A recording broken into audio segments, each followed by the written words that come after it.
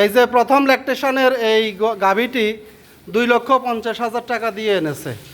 তো এটি বাচ্চা দিয়েছে আজকে 4-5 দিন, এখনও পুরাপুরি দুধ নামেনি। তো উনি পুরান খামারি বিধায় উনি কিনে ফেলেছেন, কিন্তু নতুন খামারিরা কিনতে ভয় পাবে।